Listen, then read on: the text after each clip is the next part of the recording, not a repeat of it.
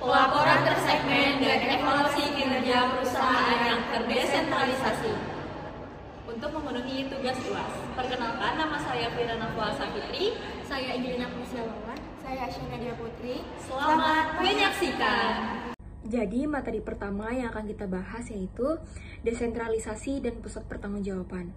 Nah, jadi biasanya dalam mengelola perusahaan ada dua pendekatan utama yang digunakan, yaitu sentralisasi dan desentralisasi. Jadi, sentralisasi adalah semua keputusan ada di tangan manajemen puncak. Sedangkan desentralisasi itu memberikan wewenang kepada manajer tingkat bawah untuk membuat keputusan penting. Jadi kali ini kita akan fokus pada alasan mengapa perusahaan memilih desentralisasi. Yang pertama adalah kemudahan mengumpulkan dan menggunakan informasi lokal. Jadi biasanya manajer di lapangan itu lebih bisa memahami kondisi operasional dan kebutuhan konsumen. Contohnya pada PT Indofood, di mana manajer daerah itu bisa menyesuaikan strategi dan selera lokal. Yang kedua adalah memfokuskan manajemen pusat. Jadi, desentralisasi itu memungkinkan manajemen pusat untuk fokus pada perencanaan strategis dan jangka panjang tanpa terjebak urusan operasional sehari-hari. Yang ketiga adalah melatih dan motivasi para manajer segmen. Jadi, dengan diberi tanggung jawab lebih, mereka bisa mengembangkan kemampuan dan membuktikan kelayakan mereka untuk bisa dipromosi. Yang terakhir adalah meningkatkan daya saing, karena biasanya setiap divisi bertanggung jawab penuh atas kinerjanya. Hal ini juga dapat mendorong efisiensi dan produktivitas di setiap bagian dalam perusahaan. Setelah memahami alasan mengapa perusahaan memilih desentralisasi, mari kita lihat bagaimana penerapannya dalam struktur perusahaan. Jadi dalam perusahaan desentralisasi, unit-unit itu dibagi menjadi divisi yang saling bergantung. Pembagiannya itu bisa berdasarkan produk ataupun berdasarkan pertanggungjawaban manajer. Jadi untuk pertanggungjawaban itu ada 4 jenis utama. Jadi yang pertama ada pusat biaya, di mana manajer itu bertanggung jawab terhadap biaya. Yang kedua ada pusat pendapatan, di mana manajer itu hanya bertanggung jawab terhadap penjualan. Yang ketiga ada pusat laba, di mana manajer itu bertanggung jawab terhadap penjualan dan biaya. Terakhir ada pusat investasi, di mana manajer itu bertanggung jawab terhadap penjualan, biaya, dan investasi modal. Materi selanjutnya yaitu pengukuran kinerja pusat investasi dengan menggunakan laporan laba rugi, variabel, dan absorpsi. Ada dua metode perhitungan laba dalam laporan laba rugi, yaitu perhitungan biaya variabel dan perhitungan biaya absorpsi.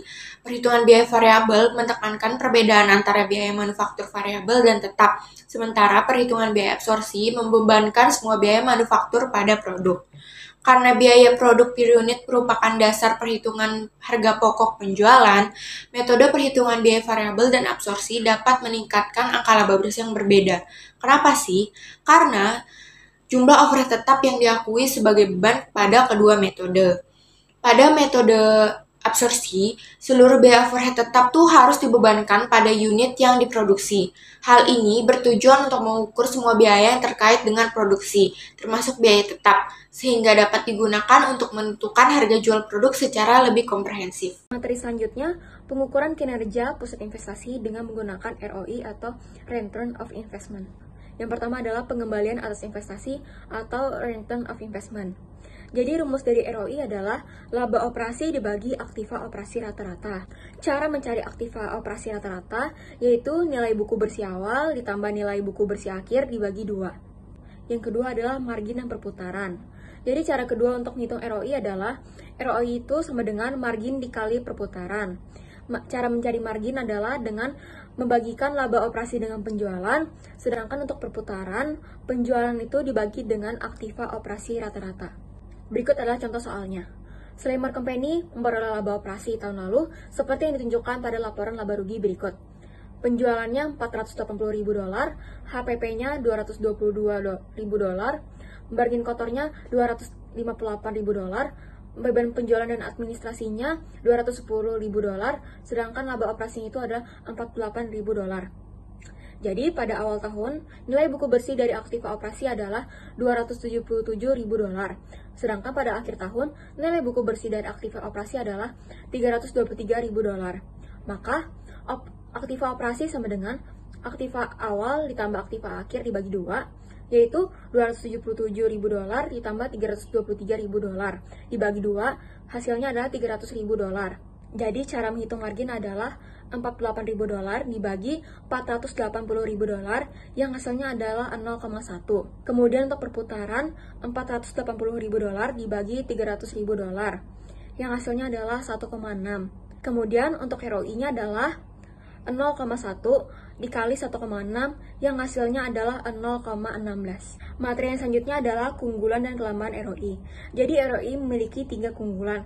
Yang pertama, mendorong fokus pada hubungan penjualan, beban, dan investasi. Yang kedua adalah meningkatkan efisiensi biaya. Yang terakhir yaitu pada aktivitas operasi. Sedangkan ROI itu memiliki 2 kelemahan. Yang pertama yaitu dapat mengabaikan kepentingan perusahaan secara keseluruhan. Dan yang terakhir adalah terlalu fokus pada keuntungan jangka pendek. Materi selanjutnya yaitu evaluasi kinerja pusat investasi.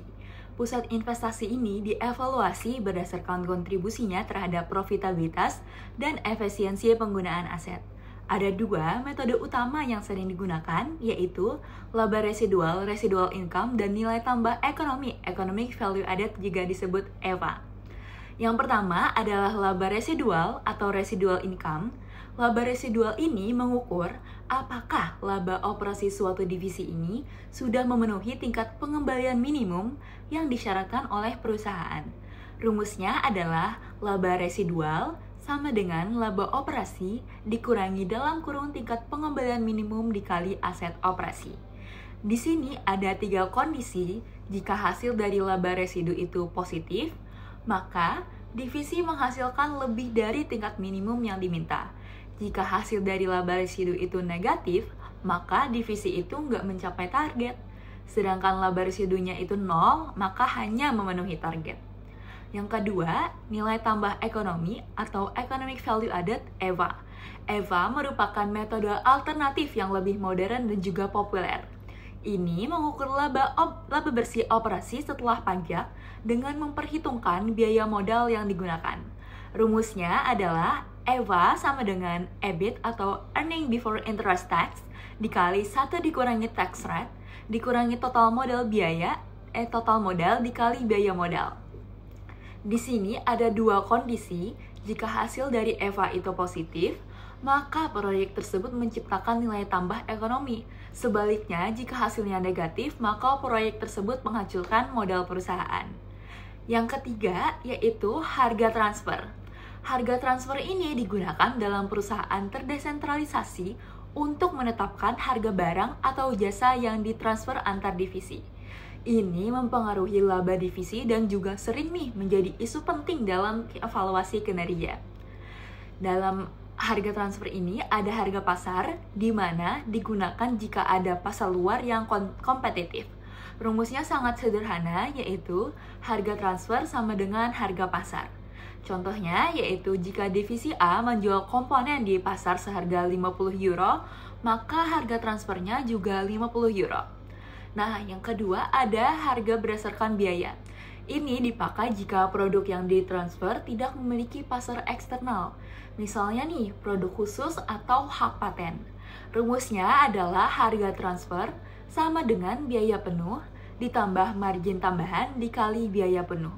Contohnya yaitu, misalkan jika biaya penuh produknya itu 28, margin tambahannya itu 10%, maka harga transfernya yaitu 28 ditambah 10% dikali 28, yaitu 30,8. Selanjutnya ada harga negosiasi. Pendekatan ini digunakan jika pasar itu tidak sempurna atau divisi bisa menghemat biaya tertentu, misalnya komisi penjualan. Rumusnya yaitu rentang harga transfer, harga maksimum kurang dari sama dengan harga transfer, kurang dari sama dengan harga maksimum. Harga minimum ini yaitu harga pasar dikurangi biaya yang dihindari. Harga maksimum itu adalah harga pasar. Contohnya jika harga pasar eksternnya ini di 50, biaya yang dihindarinya ini adalah 5, maka harga minimumnya itu 50 dikurangi 5, hasilnya adalah 45, dan harga maksimumnya itu adalah 50. Harga transfer ini tergantung negosiasi antar manajemen divisi dalam rentang 45 hingga 50. Sekian, terima kasih.